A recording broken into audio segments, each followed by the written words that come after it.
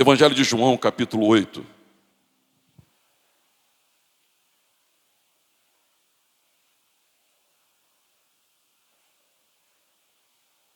Hoje nós estamos estendendo para a igreja, pela manhã e logo mais, os temas que trazemos no retiro, para que a igreja também seja alertada, iluminada, impactada, aquilo que nós vivemos lá no retiro, tudo aquilo que Deus falou no nosso coração.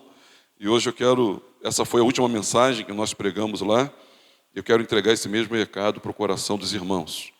Evangelho de João, capítulo 8, do versículo 12 ao versículo 21. Quem achou, diga amém. Diz assim: de novo, lhes falava Jesus, dizendo: eu sou a luz do mundo. Quem me segue não andará nas trevas. Pelo contrário, terá a luz da vida. Então, lhe objetaram os fariseus: tu dás testemunho de ti mesmo? Logo, o teu testemunho não é verdadeiro. Respondeu Jesus e disse: posto que eu testifico de mim mesmo, o meu testemunho é verdadeiro, porque sei de onde vim e para onde vou. Mas vós não sabeis de onde venho, nem para onde vou. Vós julgais segundo a carne, eu a ninguém julgo. Se eu julgo, o meu juízo é verdadeiro, porque não sou eu só, porém eu e aquele que me enviou. Também da vossa lei está escrito que o testemunho de duas pessoas é verdadeiro. Eu testifico de mim mesmo, e o Pai que me enviou também testifica de mim. Então eles lhe perguntaram: onde está teu Pai? Respondeu Jesus: não me conheceis a mim, nem a meu Pai. Se conhecesses a mim, também conhecerias a meu Pai. Proferiu ele estas palavras no lugar do gasofilácio, quando ensinava no templo. E ninguém o prendeu, porque não era ainda chegada a sua hora. 21, todo mundo junto. De outra feita, lhes falou Jesus, dizendo: vou retirar-me, e vós me procurareis, mas perecereis no vosso pecado. Para onde eu vou, vós não podeis ir. Vamos orar. Senhor, abençoa a meditação da Tua palavra, fala ao nosso coração, abençoa-nos tanto quanto o Senhor fez conosco no retiro, que também o Senhor venha, na Tua infinita graça e misericórdia, falar a cada um de nós. Me ajuda no compartilhamento, na entrega desse recado, Senhor. Eu sou apenas um entregador de recados. Quem está falando não sou eu, mas é a palavra do Senhor, que é o próprio Senhor. Portanto, ó Deus, tenha misericórdia de mim e dos meus irmãos, e que essa oportunidade hoje aqui seja abraçada, que nada atrapalhe, nenhuma inquietação, que nenhum desconforto, nenhuma distração, que nenhuma conversa, nada nos atrapalhe de absorver tudo que o Senhor tem para nós, em o nome de Jesus. E a igreja diga amém. Podem sentar. Amados irmãos, a proposta que recebemos da parte de Deus, no retiro, é que falássemos sobre falsidade, máscaras. Esse termo, falsidade ideológica, ela vem do direito. E, na verdade, falsidade ideológica é quando você adultera um documento. Quando você adultera um documento por algum motivo, você está praticando falsidade ideológica. Existe também um termo correlato, que é o estelionato. Já no estelionato você falsifica um documento e você lucra com isso.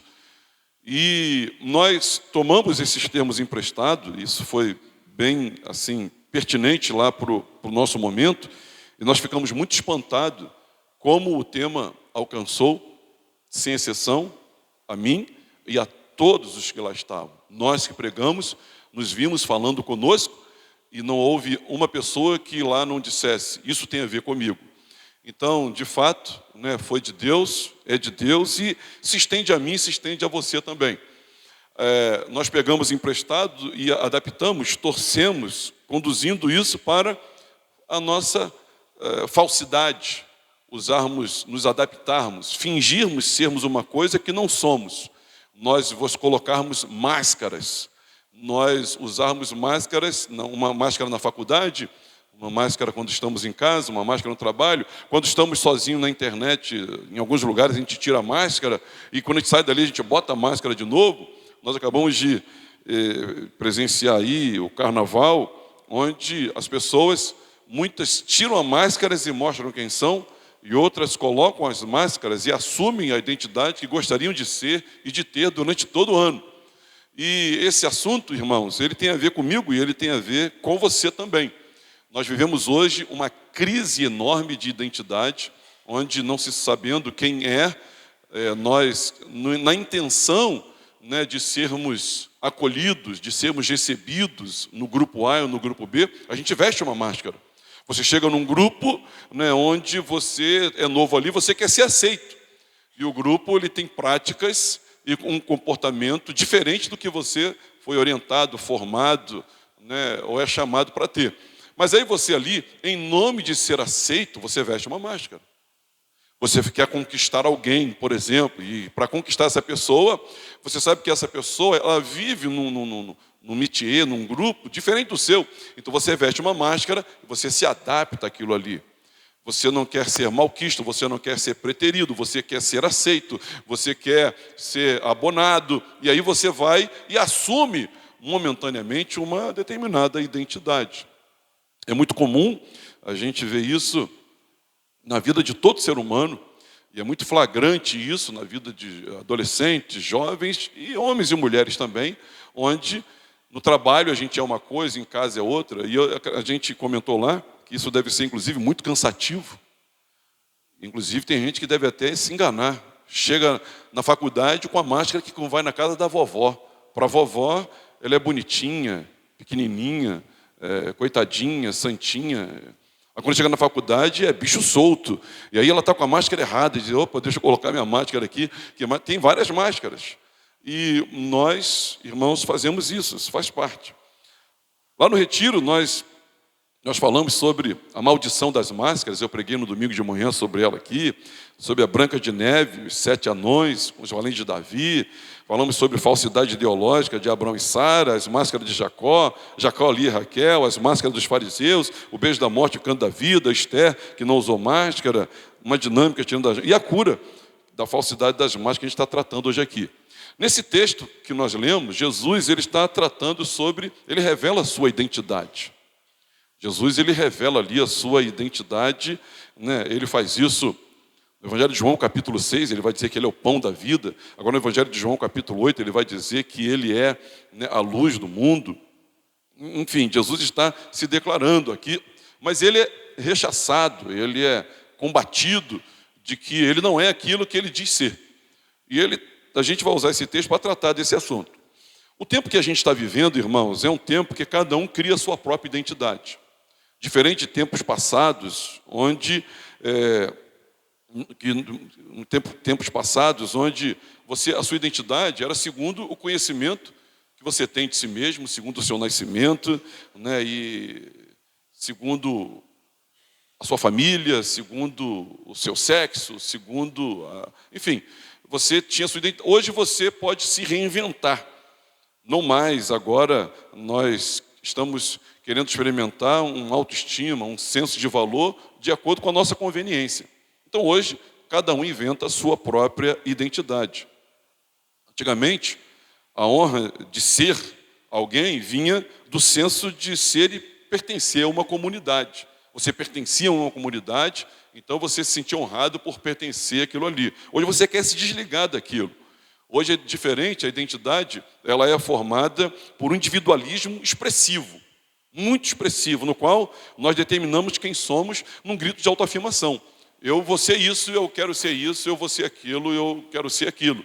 Então, cada um vai se definindo. Nós não mais recebemos e queremos abraçar o nosso berço, aquilo que nos forma. Nós não queremos mais isso, nós queremos formar. Na área da sexualidade, então, isso é gritante nos nossos dias. É muito comum você ouvir, eu sou uma mulher presa no corpo de um homem. Então, é uma mudança de conceito de identidade. Essa mudança de conceito de identidade, ela foi o berço da revolução sexual. Na verdade, a revolução sexual, ela nasce de uma crise de identidade. A pessoa, por não saber quem é, ou não querer ser quem nasceu para ser, ela então, ela entra em crise. Essa crise levou aí à revolução, né, sexual. Agora, não mais o biológico predomina sobre o psicológico, mas o psicológico deve predominar sobre o biológico. Antigamente, né, quando se era menina ou se era menino, até numa cultura popular, o próprio pai já ia fazendo um trabalho de autoafirmação no filho. Olha aí, meu filho. Olha aí, ó. Bota o Luluzinho para fora aí, ó. Mija, é isso aí. É o que você é. Você é isso. E aí, por quê? Porque o psicológico dele era trabalhado para aceitar o biológico. Hoje já não é mais assim. Hoje já não é mais assim. Eu li um artigo essa semana, né, de um pastor renomado dos Estados Unidos que trata sobre família, e ele dizendo sobre o comportamento até do presidente, né, dos Estados Unidos hoje, facilitando crianças de 3, 4 anos de idade, né, a terem um outro entendimento da sua vida sexual, e de ideologia de gênero, e de transgênitos, enfim, eles estão facilitando. Isso já chegou no Brasil, já não é de hoje.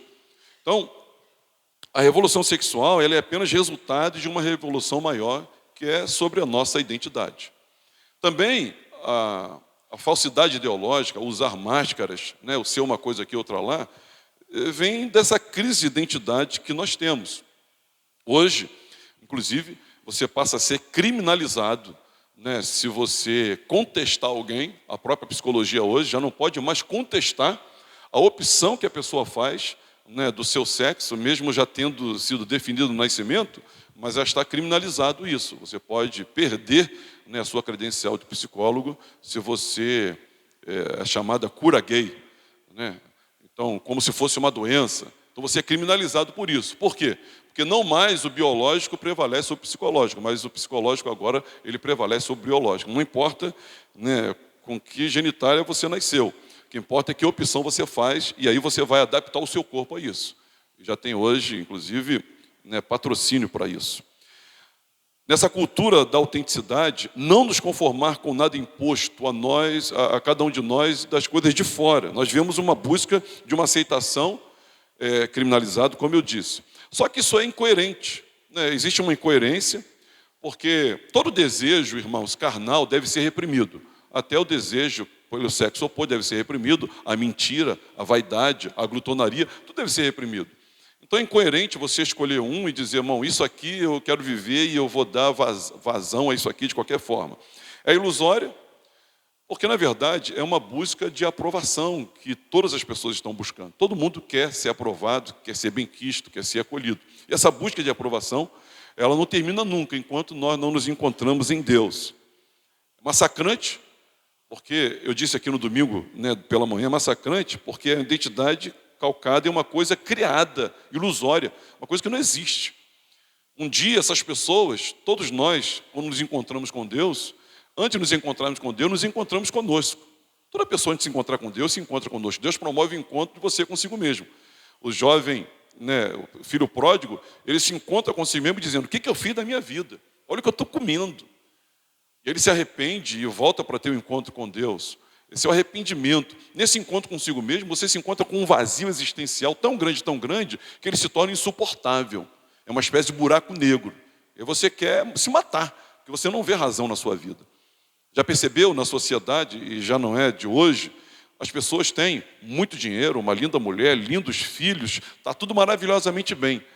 Mas, principalmente, acredito eu, na área, né, na área artística, nessas áreas assim, onde as pessoas assumem um personagem e assumem algo que não é, e ela assumiu tanto aquilo que não é, que aquilo se prende a si, mas ela não é aquilo, mas ela fica interpretando algo que ela não é. E um dia, quando ela vai se encontrar, ela está multifacetada, fragmentada completamente, e não se encontra com ninguém. Isso é um inferno. É um inferno porque ela não sabe quem é, e não tem com quem se encontrar, porque é mais do que uma pessoa bipolar. É fragmentadora, porque valoriza mais desejo do que os laços sociais. Cada hora a pessoa que usa máscaras, ela quer se dar bem aqui, se dar bem ali. Ela não tem fidelidade a você ou a mim.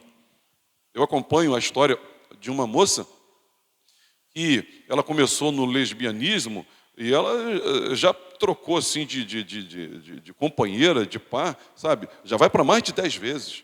Ela está procurando, está todo mundo à procura disso. O apóstolo Pedro, irmãos, ele passou por isso. Ele teve lá a sua crise de identidade, ele dá uma aula lá em 1 Pedro capítulo 1, depois eu vou comentar com os irmãos. Vamos ler todo mundo junto? Pedro, apóstolo de Jesus Cristo, aos eleitos que são forasteiros na dispersão, no Ponto, Galácia, Capadócia, Ásia e Bitínia. Eleitos, segundo a presciência de Deus, Pai, em santificação do Espírito, para a obediência e a aspersão do sangue de Jesus Cristo, graça e paz vos sejam multiplicadas. Meus irmãos, aqui é a síntese da nossa identidade, da nossa missão, da nossa origem, do nosso destino. Então Pedro, que teve grandes crises de identidade, ele aprendeu a lição, e ele quando vai escrever, ele fala sobre quem somos, o que estamos fazendo, de onde viemos, para onde vamos, qual é o propósito de Deus na nossa vida. Isso está tudo conciso aqui nesse. Ele diz primeiro que nós fomos escolhidos antes de nascer. Ele fala aí, eleitos. Ele fala que enquanto aqui nós somos forasteiros, peregrinos. Ele fala que nós fomos separados para santificação no Espírito e obediência, segundo o sangue. E ele fala que graça e paz sejam multiplicadas. Então entenda que essa felicidade que é buscada por todo ser humano, ela está sintetizada na palavra graça e paz. Essa graça, que é o favor imerecido de Deus para cada um de nós, e esse shalom, que a gente não encontra um sinônimo para ele, mas é extremamente abrangente. Então ele diz, graça e paz sejam multiplicadas. Para quem? Para esses que são os escolhidos, forasteiros, que vivem em santificação, em obediência. Saber de onde viemos, saber para onde vamos, e a nossa real identidade é o meio em Cristo Jesus, nos encontrarmos em Cristo Jesus, é o meio pelo qual nós nos tornamos pessoas muito felizes. Agora, a resposta que eu quero trazer, irmãos, nessa manhã é: como encontro a minha verdadeira identidade? Como me encontro de fato e sei quem eu sou?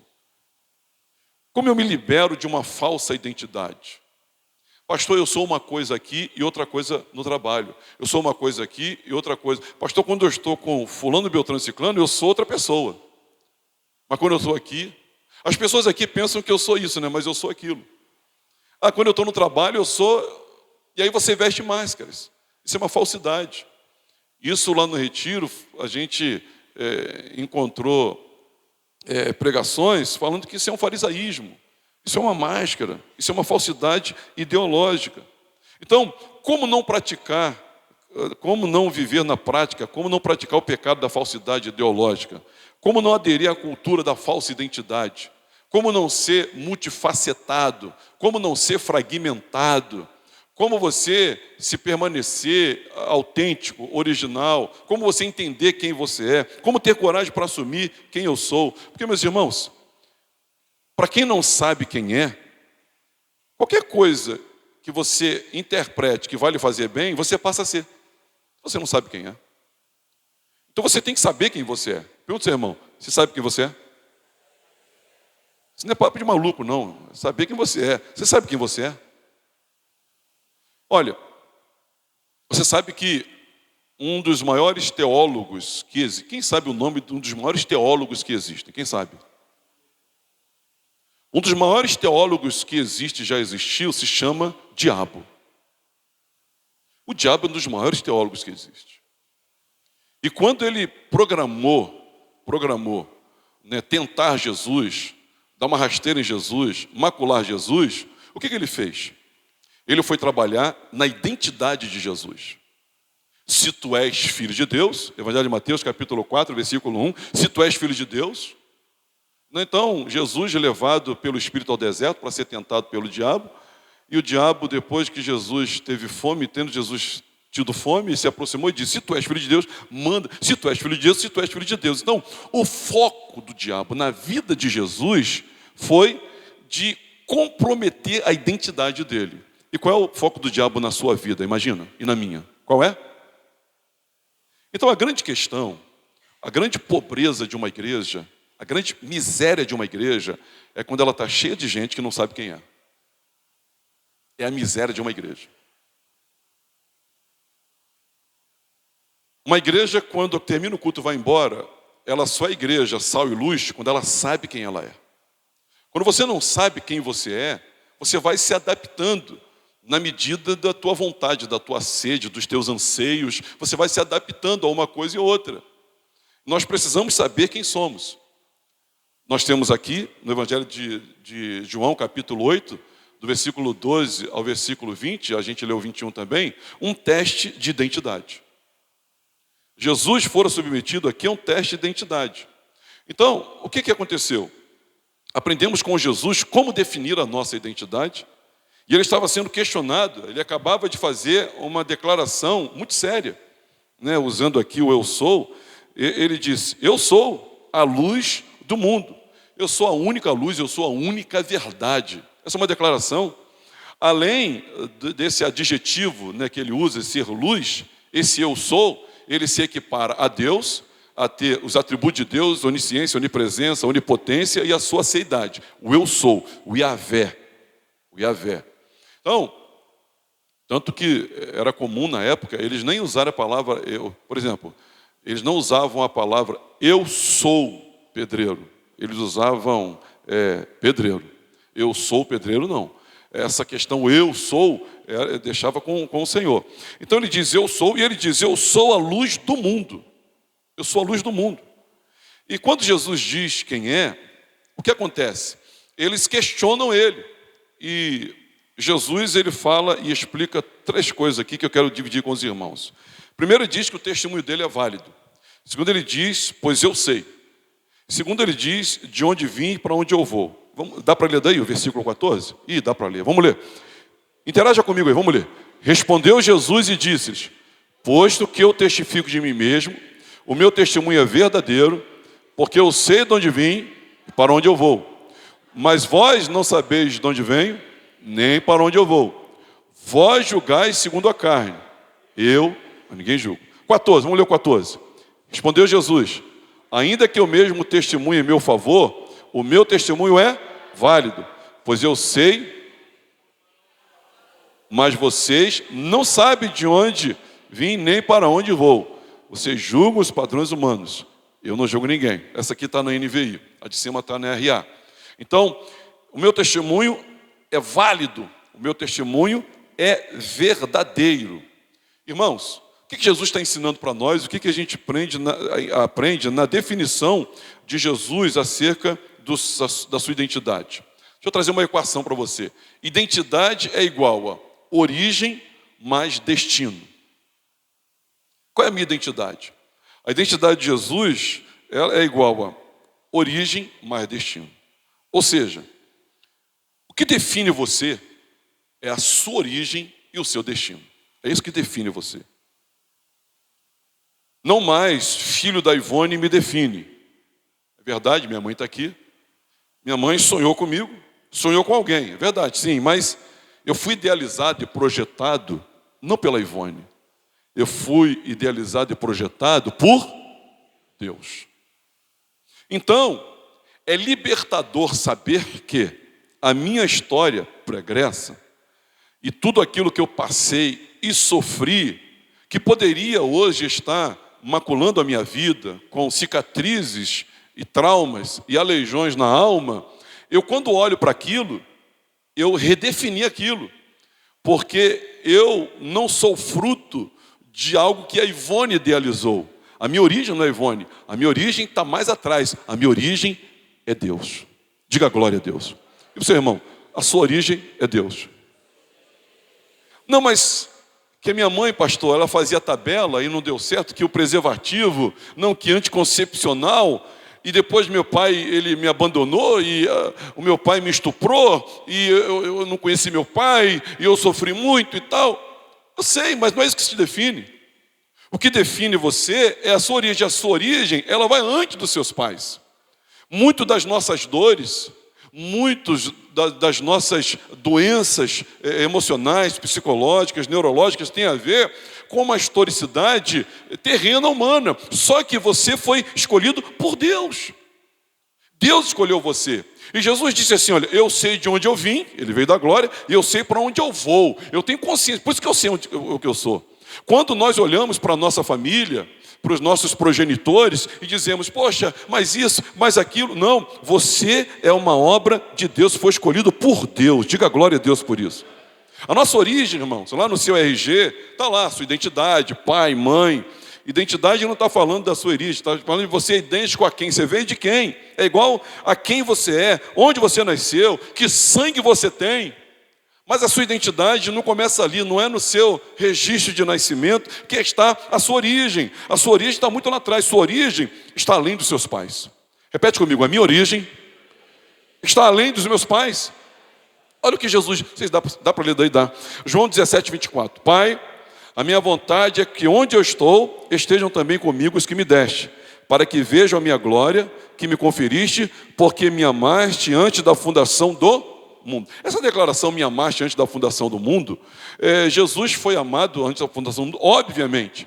Mas o Messias, o Cristo, o Cordeiro que foi imolado antes da fundação do mundo para a remissão e salvação de pecado, pela aspersão do seu sangue, somos nós. Então, quando ele diz que antes da fundação do mundo, nós já estávamos incluídos em Cristo Jesus antes da fundação do mundo. Efésios 1:4. Vamos ler alto aí. Assim como nos escolheu nele, o quê? Antes da fundação do mundo, para sermos santos e irrepreensíveis perante ele em amor. 1 Pedro 1:20, dá para ler? Conhecido com efeito antes da fundação do mundo, porém manifestado no fim dos tempos, por amor de vós. Efésios 1:4 fica mais claro para a gente ainda. Nos escolheu antes da fundação do mundo. Então, antes de você nascer, o Senhor já havia escolhido. A sua origem, ela está além de seus pais, a sua origem está além da sua história pregressa. Salmo 139, vamos ler Salmo 139? Graças, vamos ler todo mundo junto? Graças te dou, porque maravilhoso me formaste, as tuas obras são admiráveis, e a minha alma o sabe muito bem. Os meus ossos não te foram cobertos, quando no oculto fui formado e entretecido, como nas profundezas da terra. Os teus olhos me viram a substância ainda informe. E no teu livro foram escritos todos os meus dias, cada um deles escrito e determinado, quando nenhum deles havia ainda. Que preciosos para mim, ó Deus, são os teus pensamentos. E como é grande a soma deles. Se os contasse, excede os grãos de areia. Contaria. Os meus ossos não te foram cobertos. Os teus olhos me viram substância ainda informe. E no meu livro, versículo 16, foram escritos todos os meus dias, cada um deles escrito e determinado. Quando, irmãos? Quando, irmãos? Ou seja, a sua origem, você veio de Deus, nasceu em pecado, a obra de Cristo te alcançou e você voltará para Deus. Nós viemos de Deus e voltaremos. Você foi amado antes de existir. Isso, irmãos, redefine e edita toda a visão que a gente tem do nosso passado. Nós viemos de Deus e voltaremos para Deus. Nós viemos de um projeto divino celestial, voltaremos para um projeto divino celestial. Nós viemos de Jesus porque tudo foi formado por meio dele, sem ele nada do que foi feito se fez, e tudo é para ele. Então nós voltaremos para Jesus, gerados por Deus e para Deus também. Quando você não sabe a sua origem, você não vive como eleito. 1 Pedro capítulo 1, versículo 1, aos eleitos, forasteiros, peregrinos, nós estamos aqui de passagem, meus irmãos. Um dia nós voltaremos para a glória, nós estaremos na presença eterna do Senhor. A nossa origem é o Senhor. Você foi separado pelo Senhor antes dos seus pais pensarem em nascer. O Senhor já tinha um plano na sua vida. Quem crê nisso, diga amém. Nossa origem. Então você sabe de onde veio, você sabe a quem você pertence, você sabe que a vida Deus tem um plano na sua vida. Nós não temos necessidade, irmãos, de tentarmos nos adaptar vestindo máscaras, vivendo uma falsidade, vivendo, irmãos, uma vida farisaica fingida, não. Você já é amado, escolhido por Deus. Somos pecadores, sim, é verdade. Precisamos da graça de Deus, mas Ele nos alcançou pela sua infinita misericórdia e hoje nós viemos dele. Quando Jesus fala categórica, firmemente,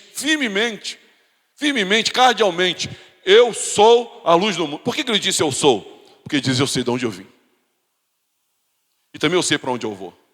A nossa origem, irmãos, é igual. A nossa identidade é igual. A nossa origem e o nosso destino. Enquanto o cristão não saber de onde veio, porque essa palavra que nós usamos lá, que Pedro usa, Paulo também usa, nós fomos escolhidos, nós fomos separados por Deus. Você não é um acidente de percurso. Você não está aqui pelo acaso. Deus tem um plano na sua vida. Deus, Ele contou os seus dias todos e antes de você existir, nossos dias estão contados, meus irmãos. O próprio salmista diz para nos dar sabedoria, alcançarmos um coração sábio, para contarmos os nossos dias, é a nossa origem. A nossa origem é Deus. Agora, e o nosso destino? Jesus falou, eu sei para onde eu vou. O nosso destino, estudar, se formar, casar, ter filhos, prosperar, curtir, morrer. É só isso? Não, irmãos, não é só isso. Chegar ao final da vida e não saber qual é o seu destino é desesperador, é desnorteador isso acontecer. Nosso destino não é a morte eterna, nós que fomos alcançados por Jesus. Nosso destino não é um aniquilamento, a nossa alma, nós não vamos um dia deixar de existir. A alma é eterna, nosso destino aqui não é o fim. O que nós fazemos aqui não é o fim, meus irmãos. Deus tem um propósito com você lá. Você tem que saber para onde você vai. O grande problema da nossa crise de identidade é não sabemos de onde viemos e também não sabemos para onde vamos. Agora, sobre o nosso destino, vamos ler aqui comigo João 14:2. Na casa de meu pai há muitas moradas, se assim não for, eu vou-lhe teria dito, pois vou preparar-vos lugar. Na cruz ele preparou o lugar, e na eternidade ele advoga a nosso favor, mantendo o nosso lugar. Colossenses 3:4, lê comigo. Quando Cristo, que é a nossa vida, se manifestar, então vós também seremos manifestados com ele em glória. 1 Pedro 5:4, mais forte. Ora, logo que o Supremo Pastor se manifestar, recebereis a inacessível coroa da glória. E também capítulo 3, versículo 2. Vamos ler? Amados, agora somos filhos de Deus, e ainda não se manifestou o que havemos de ser. Sabemos que quando Ele se manifestar, seremos semelhantes a Ele, porque havemos de vê-lo como Ele é. Ou seja, Deus tem um destino já estabelecido para você. Seu destino é ir de volta para Deus. Ele criou você para Ele. Seu destino é a glória. Seu destino é a presença de Deus. Então preste atenção. Se eu sei de onde eu vim, da eternidade, escolhido por Deus, separado por Deus, Ele contou os meus dias. E se eu sei que pelo sangue de Jesus, pela obra vicária na cruz do Calvário, eu vou voltar para Deus, eu vou ver a glória de Deus, eu vou estar na presença de Deus, quando Ele se manifestar, nós também, Ele fará com que a glória dEle brilhe sobre nós e nós tenhamos a devida glória. Se eu sei que eu vou viver com Ele, que eu estarei com Ele, que lá é o meu destino eterno, como é que eu vivo nesse período aqui? Como é que eu vivo nesse período aqui? Sabe como é que eu vivo? Eu vivo alegre, lisonjeado, honrado, humilhado, consternado por ter sido feito filho de Deus, por não precisar, meus irmãos, ser aceito por ninguém, porque Deus me aceita. Isso não quer dizer que eu não vou aprender as relações sociais, ética, comportamento, perdão. Não estou dizendo isso. Eu estou dizendo que eu não preciso ser falso. Porque eu já sou, irmãos, tudo aquilo que Deus quer que eu seja enquanto aqui. Eu sou filho de Deus, eu sei de onde eu vim e eu sei para onde eu vou. Isso muda completamente a maneira de eu lidar com o meu hoje. Isso muda completamente a maneira de eu lidar com o meu agora. Há quem diga que o evangelista falecido Billy Graham fora convidado para concorrer à candidatura da presidente dos Estados Unidos. E sabe o que ele disse? Ele disse o seguinte: eu sou um servo de Deus, eu não vou me rebaixar a isso. Repete comigo. Eu sou um servo de Deus, eu não vou me rebaixar a isso. Ele entendia que a presidente dos Estados Unidos, porque na verdade ele estava trazendo uma réplica. Ele replicou, alguém disse, olha, você é tanta coisa, que você pode muito bem se candidatar à presidência dos Estados Unidos, é possível que você ganhe. Ele disse, eu não preciso ser mais. Eu não tem nada nessa vida que vai me colocar num lugar melhor do que eu estou. Eu sou servo de Deus, eu não vou me rebaixar a deixar de servir a Deus para servir a um governo corrupto, a um governo déspota, a um governo desviado. Eu não vou me dar esse luxo. Eu tenho coisa mais importante para fazer. Como disse Neemias, eu não vou descer para esse nível, não. Eu tenho coisa mais importante para fazer. Eu sou um servo de Deus. E olha, ele não disse, eu sou o maior evangelista do século 21. Ele não disse isso. Ele não disse, segundo as Assembleias de Deus falam dele, que o camarada que mais angariou almas, né? Os reformados criticam isso, mas ele não disse nada disso. Ele não disse, eu sou o maior teleevangelista, ele não disse isso. Ele disse algo que você, irmão, que está aqui nessa manhã, não acredita, não se lisonjia disso, não dignifica isso, não apruma o peito e levanta a cabeça para dizer o que ele disse. Eu sei de onde eu vim, eu sei para onde eu vou, eu sou um servo de Deus. Ele grande disse isso. E nós desdenhamos isso, achamos isso pouca coisa.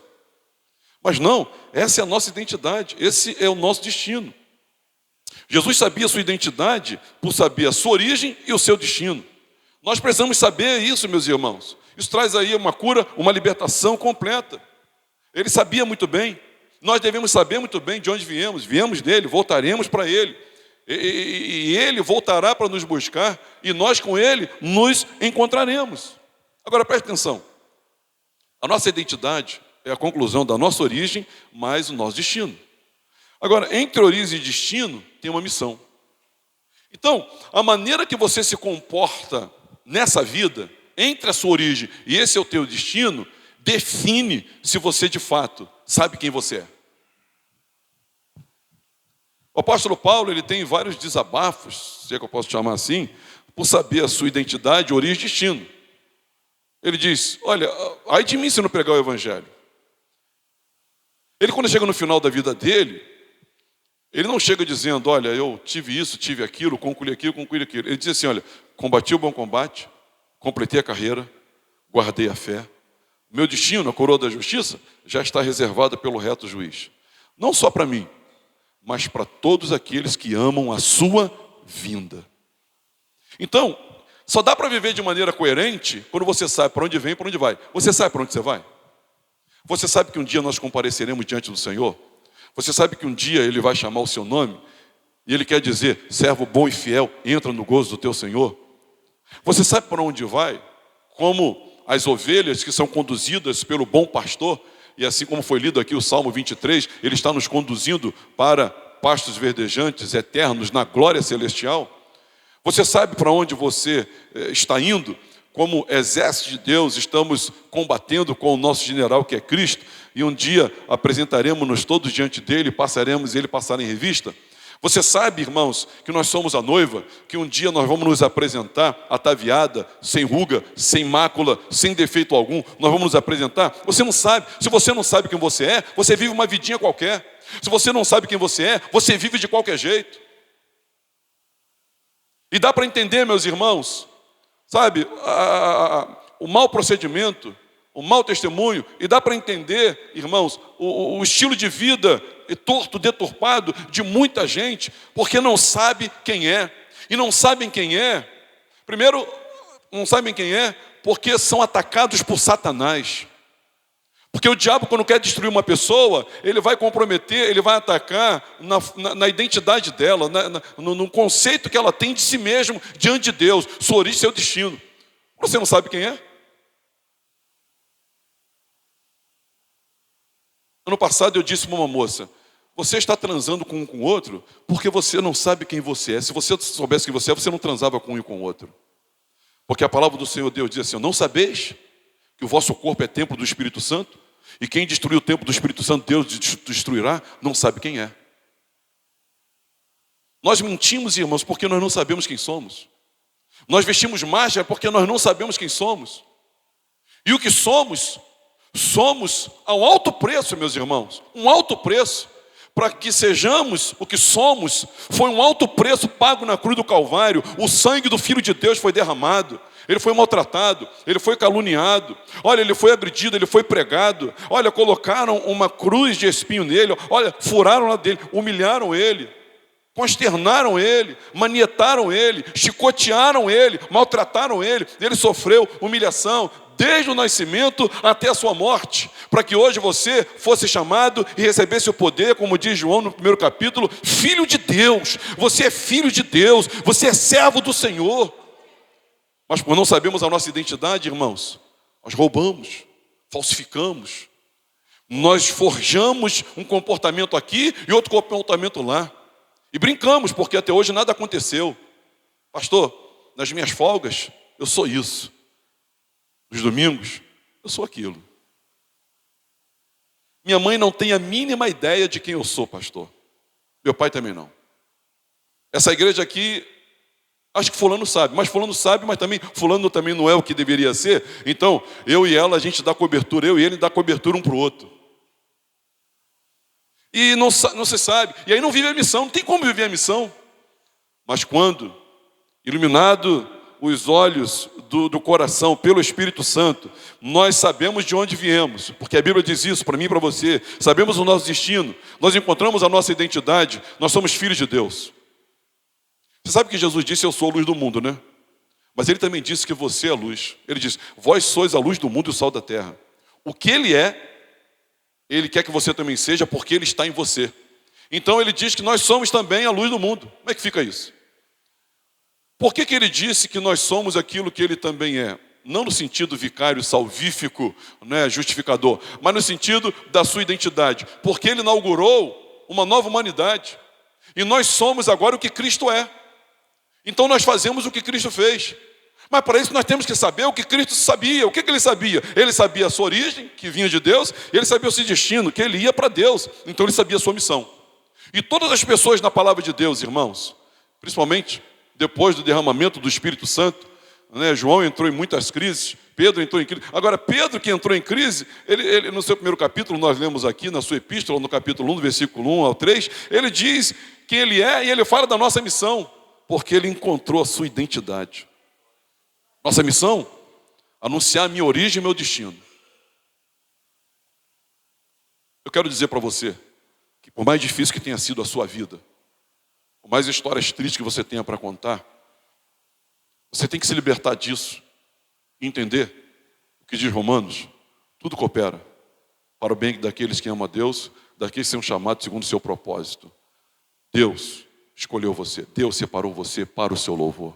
Diga glória a Deus. Então você tem que anunciar a sua origem e seu destino. E você está indo para Deus. Buscar e pedir que o reino de Deus venha sobre essa terra. E uma relação com Jesus como Senhor e Salvador. A nossa missão, meus irmãos, é essa. Agora, Jesus foi questionado acerca da sua identidade. Ele disse assim, porque eu sei que aquilo que eu digo sobre mim mesmo é verdadeiro? Porque nós sabemos que aquilo que dizemos sobre nós mesmos é verdadeiro. Como eu sei que meu pensamento sobre mim, como eu sei que eu sou filho de Deus? Olha o que aconteceu com Jesus. Vós julgais segundo a carne, eu a ninguém julgo. Se eu julgo, o meu juízo é verdadeiro, porque não sou eu só, porém aquele que me enviou. Também na vossa lei está escrito que o testemunho de duas pessoas é verdadeiro. E testifico de mim mesmo, eu testifico de mim mesmo. E o Pai que me enviou também testifica de mim. Bom, esse é um termo forense usado na época de que para alguma coisa ser deferida, reconhecida, autenticada, verdadeiro, autêntico, tinha que ter o testemunho de duas pessoas. Então quando Jesus diz, olha, eu sou a luz do mundo, eles disseram, você sozinho não está dizendo nada. Porque você sabe que na lei duas pessoas têm que dizer. E Jesus diz, não somente eu, não. Eu e o Pai testificamos que eu sou. Eu e o Pai. E eles disseram, cadê o Pai? E Jesus, irmãos, ele diz, olha, se vocês me conhecessem, vocês conheceriam o Pai. Então, como vocês não me conhecem, então vocês também não vão conhecer o Pai, porque só conhece o Pai quem me conhece. Nós precisamos. Então, para ser algo legítimo, era necessário isso. Ele diz no 18, ele e o Pai testificavam quem ele é. Agora, irmãos, preste atenção no que eu vou dizer agora. Eu escrevi até, né? Se você pensa algo de você, e o Pai, aquele Pai ali tinha que estar com letra maiúscula, mas tudo bem. Se você pensa algo de você, e o Pai Celestial não pensa isso de você, isso é falsidade ideológica, é identidade falsa. Se você dá um testemunho sobre você, e o Pai, devia estar em letra maiúscula ali, não dá esse mesmo testemunho, isso é pecado. Então, quando você diz para o seu marido que você é uma coisa, e o pai diz que você é outra, você está usando uma máscara. Quando você diz para o teu patrão que você é uma coisa e o Pai Celestial sabe e diz que você é outra, você está sendo falso. Está usando uma máscara. O problema da máscara é que você vive uma eterna crise de identidade. Você vive uma mentira. E com isso você se afasta da graça de Deus. E a máscara, ela vai adoecer tanto seu coração, que um dia você vai se tornar insuportável para você mesmo. Você não vai suportar. Ainda, você está dando lugar ao diabo na sua vida. Porque ele é o Senhor e o Pai da mentira. Agora, pastor, como é que eu sei que eu sou cristão? Como é que eu sei que de fato isso aconteceu comigo? Romanos 8,16, vamos ler? O próprio Espírito testifica com o nosso Espírito que somos filhos de Deus. Então, não é só você dizer que é filho de Deus. O Espírito Santo de Deus testifica com você. Você ouve a voz de Deus, você ouve o testemunho do Espírito Santo dizendo: eu estou com você, você é meu. Diga glória a Deus.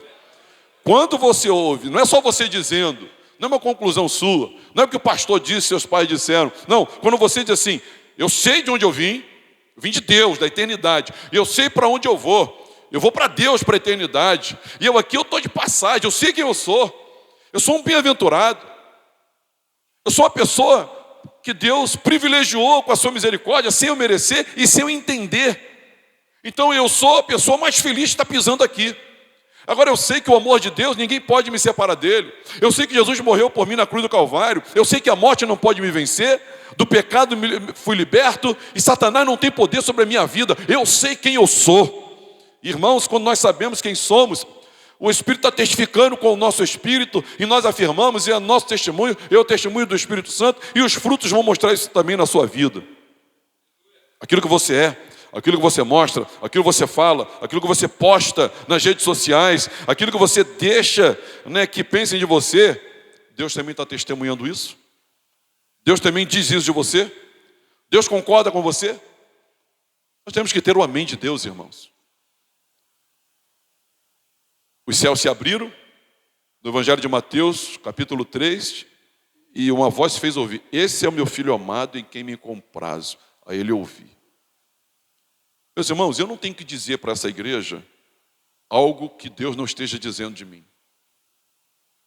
Eu não tenho que chegar aqui e dar uma de santarrão, de perfeitão, se Deus não está dizendo isso de mim. Senão eu estou usando uma máscara, hoje, aqui e agora com os irmãos. Logo, você também não, e nenhum de nós. Mas nós podemos ficar tranquilos, irmãos, porque a igreja é um lugar seguro para você tirar a máscara. Por que a igreja é um lugar seguro para tirar a máscara, pastor? Porque ninguém aqui pode acusar ninguém. Porque todos nós já usamos máscaras. Às vezes você está numa situação e a máscara, ela vem. 2 exemplos que eu dei aqui, muito simples, né? Tem coisa mais séria para falar, mas deixa eu falar sobre coisas simples. Eu estava no gabinete e eu comecei a servir cafezinho para todos os obreiros que estavam lá. Cafezinho para um, cafezinho para outro, cafezinho para outro. E alguém se levantou e falou assim, emocionado, correu até uma lágrima assim dele: nunca vi uma igreja que o pastor serve cafezinho para os obreiros assim. Esse é o pastor. Aí a máscara veio, né? E na mesma hora, minha cara disse assim: recebe, cara. Aí, está sendo promovido. Aí eu falei assim: ó, gente, deixa eu falar a verdade para vocês. Quase que eu botei a máscara. É porque o cafezinho vai vencer na semana que vem, eu tenho que me livrar deles todos. Outro dia eu chamei o irmão.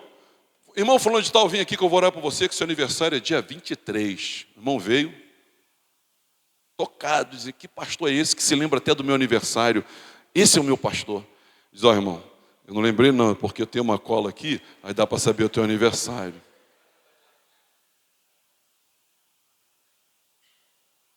Ou a máscara que eu uso diante da Alcione, ou diante dos irmãos, ou numa situação. Ou aquelas máscaras que já são minhas habitualmente. Meus irmãos, Deus também diz de você o que você diz de você? Deus também concorda com isso? O Espírito testifica. saber a sua origem, saber o seu destino, ter o testemunho de Deus, e você cumprir a sua missão. É uma maneira saudável de viver. Qualquer outra maneira é uma maneira adoecida, carnal, endemoniada de viver. São maneiras carnais, mundanas, endemoniadas de viver, onde você assume uma máscara, algo que você não é. E todos nós somos pecadores, irmãos. Todos nós cometemos pecado. Lembra que normalmente o judeu perdoava 3 vezes. Passou disso. Mas Pedro, ele joga para 7. Ele dobra e bota mais uma, 7 vezes. O que Jesus disse para ele?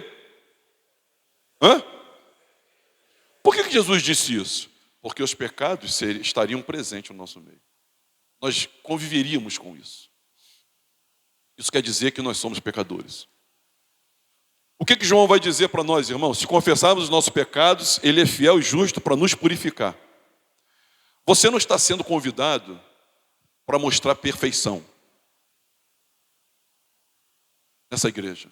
E também você não está sendo convidado para levar uma vida devassa. Mas você é obrigado a levar uma vida sincera. Amém, irmãos? Essa utopia de que todo mundo aqui é santo não é uma utopia.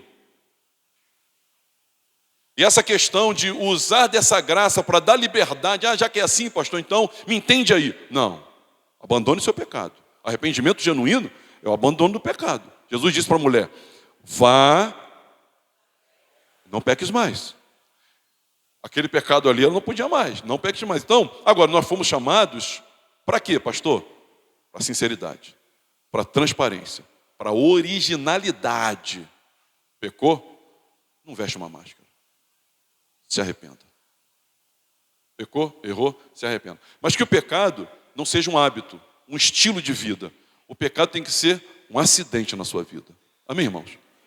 Um acidente. Não tem como a gente não pecar. É um acidente. Mas o pecado não tem mais domínio sobre você. O pecado não domina mais você.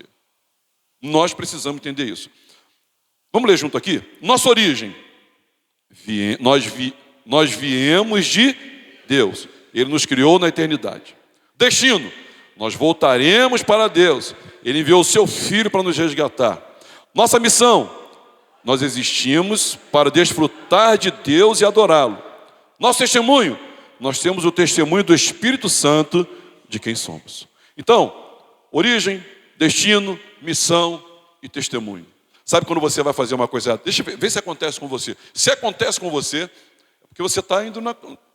Você é servo mesmo. Você foi separado por Deus. Se quando você vai fazer uma coisa errada, o Espírito Santo diz assim, não.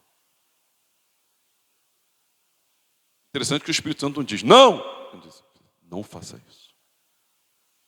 A luz vermelha acende. Você ouve essa voz? Você vê essa luz? Está em tempo ainda. Então você foi separado por Deus. Porque quando não, o pecado não faz a mínima diferença na nossa vida. Se essa luz está acendendo, se essa voz está falando, Deus está na sua vida, Deus está no seu coração. Ao saber, irmãos, o quão privilegiado eu sou, ao saber o quanto amado eu sou, ao saber o quanto perdoado eu sou, ao saber o quanto seguro eu estou, eu me liberto das máscaras. Eu fico à vontade. Eu abandono a cultura da faculdade, do medo de rejeição, fim da culpa. Eu sou livre para ser quem eu sou. Quem eu sou? Sou um pecador que precisa e tenho um grande Salvador. Quando, irmãos, quando descobrimos o quanto somos amados e perdoados, é isso que o diabo quer esconder da igreja e você. Nós perdemos o medo de assumirmos quem somos. Passamos a nos orgulhar de quem somos e morremos por isso. Nós passamos a nos orgulhar disso. Todos os discípulos, todos os apóstolos, todos eles. Pedro, inclusive, Pedro se dizia o tal. Falando no Evangelho de João, capítulo 21, quando ele tira a máscara dele. Aí Deus diz, agora você está pronto. Porque você está mostrando, não aquele Pedro metido a forte. Agora você está mostrando o quão pecador e frágil você é. É assim que eu vou usar você. Sinceridade. Transparência. A palavra sincero tem a ver com não usar máscara, sem máscara, tirar a cera. Tirar a cera completamente. Meus irmãos, eu quero que nessa manhã, eu e você, assumamos a nossa identidade em Cristo Jesus. Sejamos curados de todas as doenças, mazelas, achando que a nossa vida tem a ver com o que nossos pais fizeram.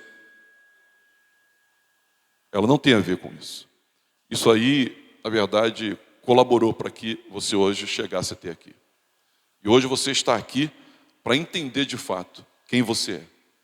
E renunciar, se arrepender, confessar toda a falsidade ideológica, todo estelionato espiritual, toda máscara, todo farisaísmo. Você não precisa disso. O Senhor, Ele já te ama e Ele pagou um alto preço para que você fosse perdoado de todos os seus pecados.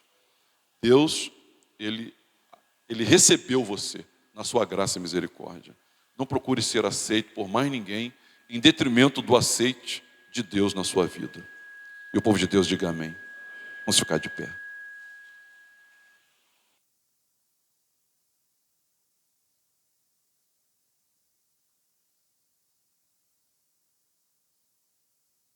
Curva a sua cabeça. Glória a Deus.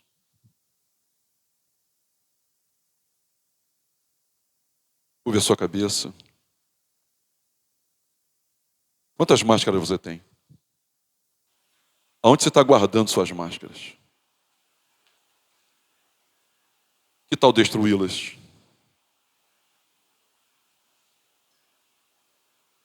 Lá no retiro, no último dia, de maneira encenada, nós recebemos, cada retirando recebeu uma máscara. Dentro da máscara, cada um escreveu seus pecados de falsidade, comportamentais. E aí no último dia, antes da ceia, nós rasgamos as nossas máscaras, tiramos uma foto para servir como ícone daquele abandono, daquela renúncia. Rasgue as suas máscaras. Assuma a sua identidade. Cumpra o seu destino. Cumpra a sua missão. Aguarde o seu destino. Deus, Ele quer curar você. Deus, Ele ama você. Deus te deu o poder de ser feito filho de Deus. Ore por isso. Quem que não tem? Quem que não tem um segredo? Quem é que não tem um ato cometido à espreita? Confesse, peça a Deus. Quem não faz questão de que pensem diferente de si mesmo e mantém aquilo, isso é falsidade, é farisaísmo. Peça a Deus misericórdia, Ele pode restaurar, libertar, curar você nessa manhã, em nome de Jesus. Pai do céu, nós oramos por nós mesmos, oramos uns pelos outros, pedimos perdão dos nossos pecados, pedimos, Senhor, que nessa batalha de Satanás, assim como foi com o nosso Senhor e Salvador Jesus, também é contra nós, para macular, para corromper a nossa identidade de filhos de Deus. Se tu és filho de Deus, faz isso. Se tu és filho de Deus, e aí vestimos máscaras, e aí tomamos atalhos, e aí, Senhor, maculamos a nossa relação contigo. Meu Deus, em nome de Jesus, perdoa os nossos pecados. Vamos pedir, igreja, perdoa os nossos pecados, Senhor. Tenha misericórdia de nós e ajuda-nos, Pai. Visita-nos nessa manhã, Senhor, que saímos daqui, Senhor, autênticos, que saímos daqui, Senhor, sinceros, saímos daqui, Senhor, sem máscaras, que saímos daqui assumindo a nossa real e verdadeira identidade de filhos de Deus, porque segundo a Tua palavra, segundo a testificação do Teu Espírito, nós sabemos de onde viemos e sabemos para onde vamos. Sabemos que o Senhor nos projetou, sabemos que o Senhor já decretou o nosso futuro na tua presença, na glória, onde não haverá choro e nem ranger de dente, onde não haverá morte e nem tristeza, onde não haverá dor e nem pecado. Senhor, em nome de Jesus, dá a cada um aqui, Senhor, essa graça de assumirmos quem somos e vivemos a qualidade de vida de um filho de Deus, a qualidade de vida de alguém que foi separado pelo Senhor, a qualidade de vida de alguém que o Senhor chamou para si. Ah, Senhor, a nossa qualidade de vida, ela é comprometida pela identidade, pelo conhecimento que temos de nós mesmos, Senhor, a partir de Ti. Portanto, abençoa, transforma e muda a vida dessa igreja, muda a vida do meu irmão. Quando terminarmos esse culto, Senhor, que saiam daqui aqueles, todos nós sabendo quem somos, para influenciarmos e sermos tudo aquilo que o Senhor nos designou para ser. Eu abençoo a sua vida. Eu peço a Deus misericórdia para a minha vida, eu peço a Deus misericórdia para a sua vida também, em o nome de Jesus. E a igreja diga amém. Vamos dar uma salva de palmas ao Senhor.